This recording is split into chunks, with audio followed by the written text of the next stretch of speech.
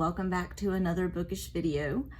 I'm Sam, and today we're going to be doing the Thanksgiving book tag, so let's get into it. I'm not sure who the original creator of the Thanksgiving book tag is. I got this from Bookables. I will link her channel and her Thanksgiving book tag video in the description below, so make sure you go and check her out and show her some love. Now let's get into the books. Question 1 is bread. What book is purely fluff and has no real plot line? And for this one, I'm going to have to go with Pumpkinheads by Rainbow Rowell. This book is adorable. It has all the fall vibes. It is warm, it is cozy, it is absolutely fluff. There is no real plot line. They're just literally going around this fall pumpkin patch trying to find this girl that he has a crush on. And that's literally it. That's the book, is them going to the different places around the pumpkin patch. And while that doesn't sound like a great book, let me assure you, it is the warmest, coziest, fluffiest book ever. It is an absolute must read. The next question is about turkey. What book made you want to fall asleep? And if you remember my September wrap-up, you already can probably guess what book I'm going to say. Magic Lessons by Alice Hoffman. This book took me forever to slog through. It was such a waste of time, and I hate to say that because I adored practical magic, but Magic Lessons was just not the same vibes, and I don't know how to explain it other than it was just an absolute slog, and it took me forever to get through because I just kept zoning out, falling asleep, if you will. Question 3 is about gravy. What book makes the whole series worth reading? For this question, I had to go with Book 2 of the Gunslinger series, Drawing of the Three by Stephen King. This book, I just called it the Gunslinger series. I keep doing that. It's not the Gunslinger series, it's the Dark Tower series by Stephen King. But the first book, The Gunslinger, I started and quit it 3 or 4 times before I was able to get through it. He's wandering through the desert, and that's basically the entire book. He's walking through the desert, chasing this wizard. Like, that's the book. And it took me forever to get through it. But once I read Drawing of the Three, I was like, okay. Drawing of the Three, where he brings other characters in, that to me made the series worthwhile. That was the best book of the entire series. All 7, 8 if you count Win Through the Keyhole. But yeah, that made the whole series worth it. I loved reading about the characters that join his quartet and what they've been through. The next question is about stuffing. What book is stuffed full of action scenes? And for this, I had to go with I Was a Teenage Slasher by Stephen Graham Jones. If you know, you know. This book is literally nothing but plot. Just one thing after another after another. I mean, it's a slasher. Of course it's going to be action. Literally couldn't put it down because there was always something about to happen. Question 5 is, what book looked good and then wasn't? And again, if you watched my September wrap-up, you already know. Bake Shop at Pumpkin and Spice. The cover of this book is absolutely adorable. It had everything, all the fall vibes on the cover. It looked stunning. It was getting all the love and all the hype, and I read it and it was garbage. I'm not sure if I gave it a 2 or 3 stars, but whatever I rated it, it was literally only because of the last story that actually had some plot, some substance, some kind of story to tell. The rest was just, absolute garbage. The insta-love was so stupid. I could not get into this book at all. It looked good, and then it was absolute garbage. The next question is about cranberries. What book has the sweetest romance?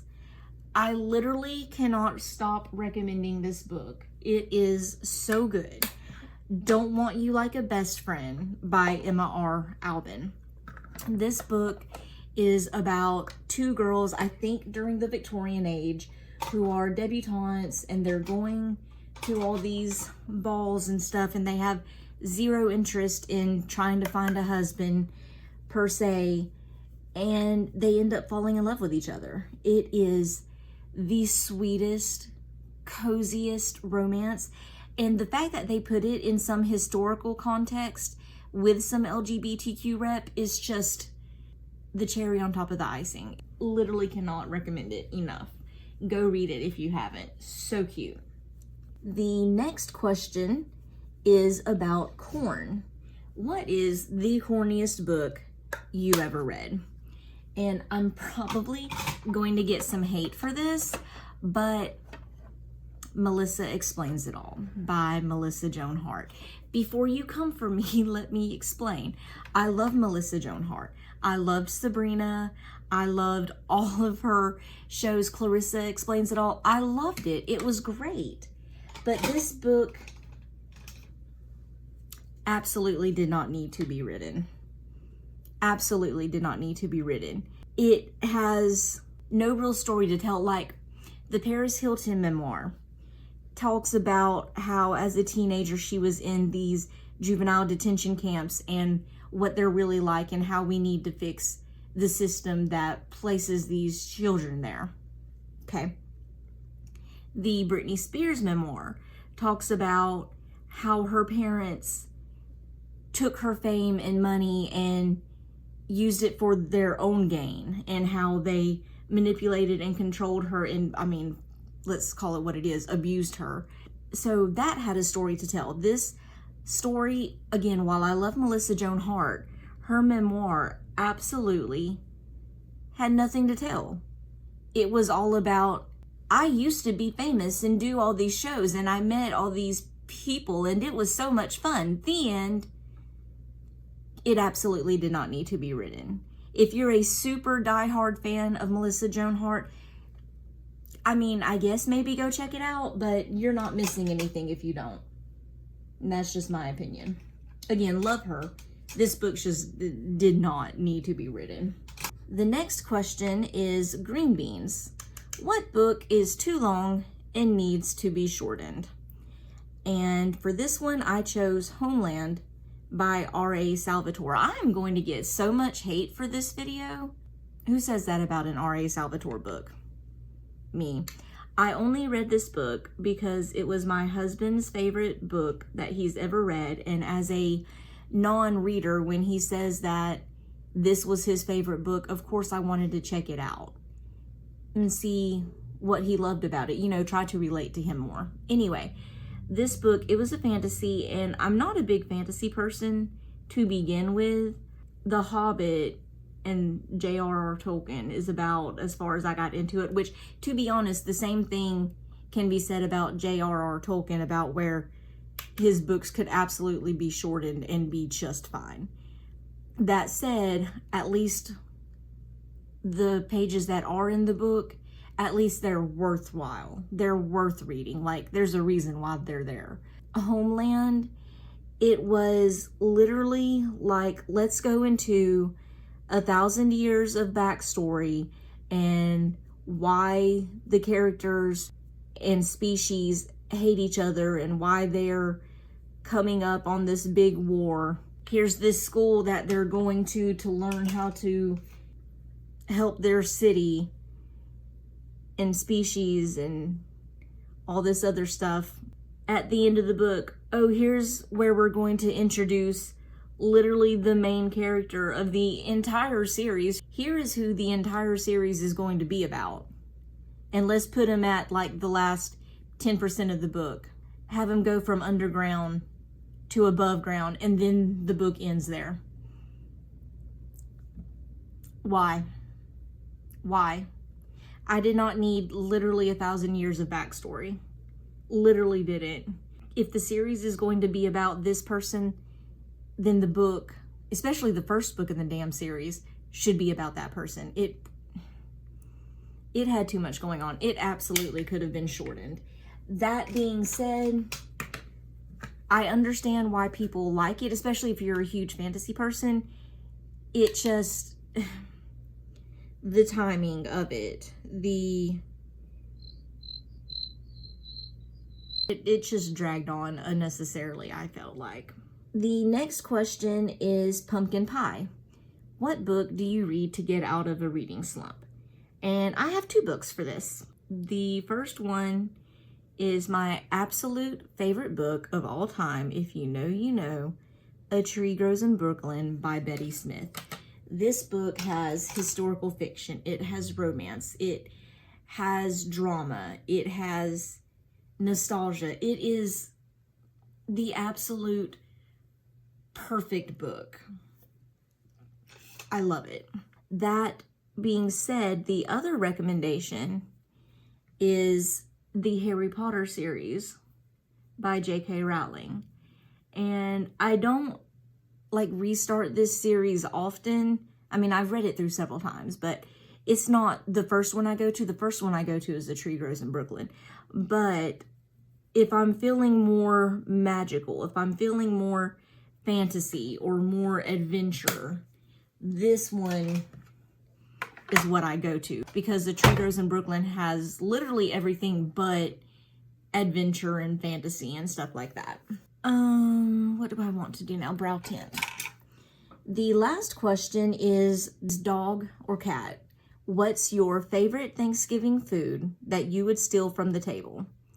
And first of all, dog. I'm a dog person, hands down. I love my dogs. I've never owned a cat, never will own a cat. I have no interest in cats. Sorry. I'm going to get so much hate for this video. What food would I steal from the table? Potato salad and pumpkin pie. My grandma and my stepmom make the best potato salad. It's like the southern mustard type potato salad where it's almost mashed potatoes consistency, and it's just so good. It's like yellow. It's just so good. It is so good. And I don't get that very often, so when I do, I can make myself sick on that. I absolutely love it and cannot get enough. The other thing I would absolutely steal from the table is pumpkin pie, specifically the Martha Stewart recipe for pecan pie in her book, Entertaining. That was the first pumpkin pie. Oh my gosh, I keep saying pumpkin pie. That was the first pecan pie that I ever made. It was simple, it was easy, it was fantastic. And when I realized how really easy it is to make pecan pie, yeah, that's my go-to dish that I bring to Thanksgiving. It's easy, it's amazing, really hard to mess up. As far as dessert goes, that is the main dessert that I want on Thanksgiving. Pumpkin pie is okay, but gotta have my pecan pie above all else. So that is the Thanksgiving book tag. And again, I got this from Bookables, and I will link her channel below. Please go check her out. She is adorable. Her channel is the warmest, coziest channel. I love how she does a lot of subgenre book videos, like romances in a small town, or books about baked goods. Sometimes she does super specific subgenre book videos, and I love those so much. So go check her out. That is my Thanksgiving book tag. Let me know what you're looking forward to most for Thanksgiving. I think for me, I'm looking forward to my sister's cooking, because I'll be honest, she is the much better cook than I am. And that's okay. I can admit that. I'm mature enough to admit that. She is a better cook than me, and that's okay. That also means that I don't have to cook a whole freaking meal for Thanksgiving. I ain't mad at that. Hopefully there'll be a ton of leftovers that I can bring home, because who wants to cook ever? Besides that, I'm looking forward to seeing my mom. I think more than anything, I'm looking forward to seeing my niece and my nephew. I don't have kids of my own, so like they're my children by default. I absolutely love them. My niece and my nephew are my heart. I love them so much. Let me know what you're looking forward to for Thanksgiving. Let's go ahead and get in the Thanksgiving mood. Okay, I'm gonna brush out my hair. So here's the final look. Yesterday I wore my hair in pigtail braids, so it's really frizzed out now, which I think is cute. Better than the usual flat look that my hair only wants to do. But anyway, thanks for watching my Thanksgiving book tag. Again, I will be sure to link Bookables and her Thanksgiving book tag in the description below. Please make sure you go and check her out. So thanks for watching. If you like this video, make sure you like, comment, and subscribe, and I'll see you in the next one. Bye.